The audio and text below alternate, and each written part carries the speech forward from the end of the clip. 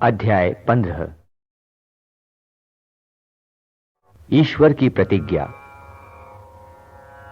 इन घटनाओं के बाद अब्राम ने एक दिव्य दर्शन में ईश्वर की वाणी को यह कहते हुए सुना, अब्राम, मत डरो, मैं तुम्हारी ढाल हूं, तुम्हारा पुरस्कार महान होगा।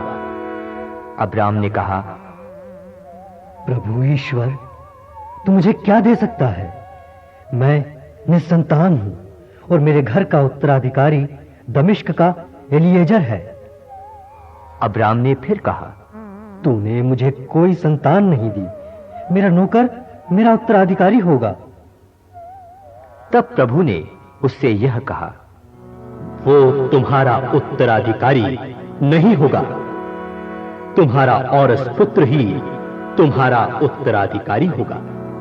ईश्वर ने अब्राम को बाहर ले जाकर कहा, आकाश की ओर दृष्टि लगाओ और संभव हो तो तारों की गिनती करो। उसने उससे यह भी कहा, तुम्हारी संतति इतनी ही बड़ी होगी। अब्राम ने ईश्वर में विश्वास किया और इस कारण प्रभु ने उसे धार्मिक माना।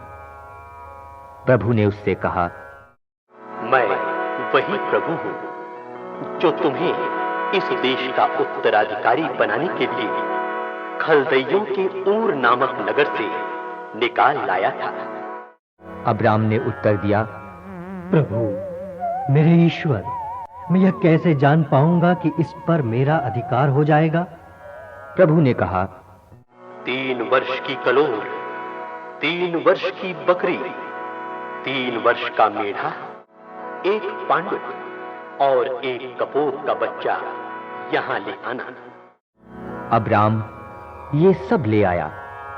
उसने उनके 2-2 टुकड़े कर दिए और उन टुकड़ों को आमने सामने रख दिया, किंतु पक्षियों के 2-2 टुकड़े नहीं किए। गीध लाशों पर उतर आए, किंतु अब्राम ने उन्हें भगा दिया। जब सूर्य डूबने पर था तो अब्राम गहरी नींद में सो गया और उस पर आतंक छा गया। फिर प्रभु ने अब्राम से कहा, ये निश्चित रूप से जान लो कि तुम्हारे वंशज प्रवासियों की तरह एक ऐसे देश में निवास करेंगे जो उनका नहीं होगा। वहां उन्हें दासों के रूप में रहना पड़ेगा और उन पर 400 वर्ष अत्याचार होता रहेगा। किंतु जहां वे दासों के रूप में रहेंगे, मैं उस राष्ट्र को दंड दूंगा। इसके बाद वे बहुत धन संपत्ति के साथ वहां से निकल आएंगे।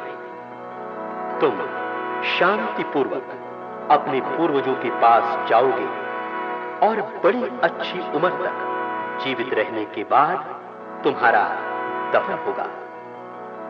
तुम्हारे वंशजों की 4थी पीढ़ी यहां लौटेगी, क्योंकि आमोरियों के अधर्म का घड़ा अभी पूरा भरा नहीं है। सूर्य डूबने तथा गहरा अंधकार हो जाने पर एक धुआंती हुई अंगीठी तथा एक जलती हुई मशाल दिखाई पड़ी, जो जानवरों के उन टुकड़ों के बीच से होते हुए आगे निकल गई। उस दिन प्रभु ने यह कहकर अब्राम के लिए अपना विधान प्रकट किया, मैं मिस्र की नदी से लेकर महानदी अर्थात फरात नदी तक का ये देश तुम्हारे वंशजों को दे देता हूं। वो भूभाग जहां केनी, कनिज्जी, कदमोनी, हित्ती, परिज्जी, रफाई, अमोरी, कनानी, गिरगाशी और यबूसी लोग रहते हैं।